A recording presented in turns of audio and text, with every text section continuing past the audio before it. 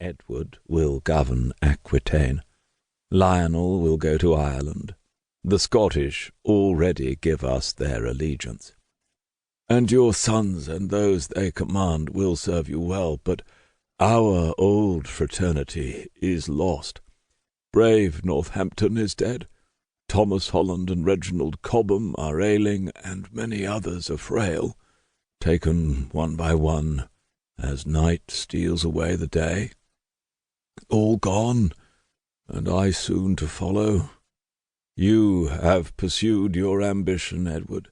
You have achieved greatness for this kingdom, and such an inheritance must have its guardian.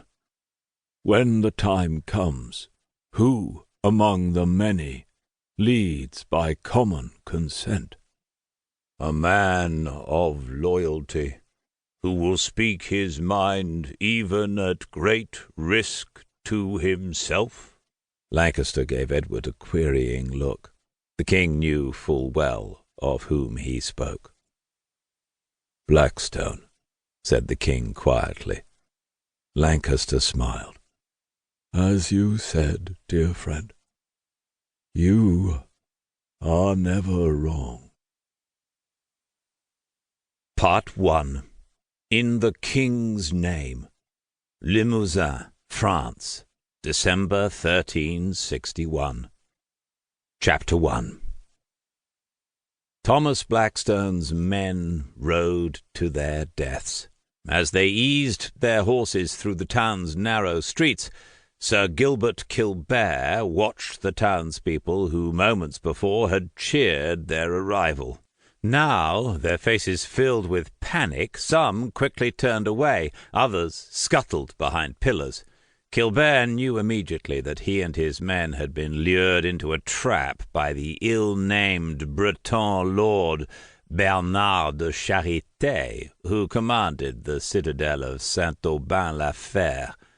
Before he could call out a warning, crossbowmen appeared on the walls, and the first bolts struck home.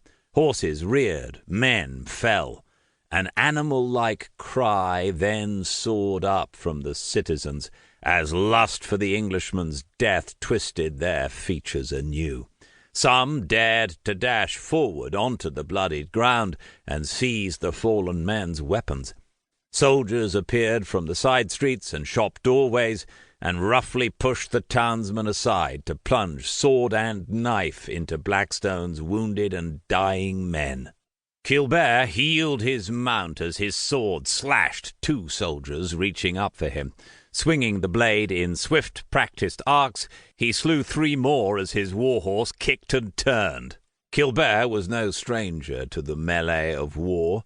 He had fought at Blackstone's side since the boy became a man, and together they had taken part in every great battle and victory the English had secured in France and Italy.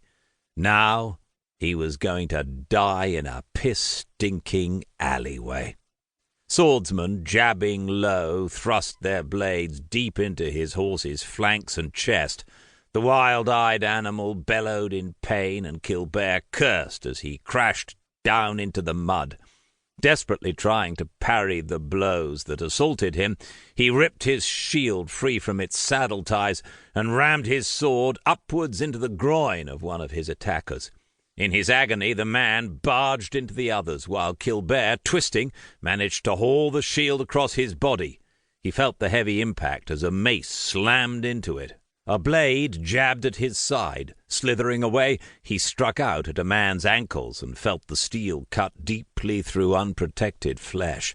The man fell, writhing, further obstructing the attackers, his screams joining the cacophony that echoed off the town's walls. One of the attackers threw himself across Kildare's shield, smothering him with his weight, as others grabbed his arms and yanked him upright. They had him now. Sweat and blood stung his eyes. He saw Blackstone's men going down from the overwhelming assault. Jack Halfpenny's archers had had no chance to unsheathe their war-bows, so the battle-hardened men, the backbone of King Edward's army, fought with archer's knife, sword, and raw courage. An English archer's bow was of little use in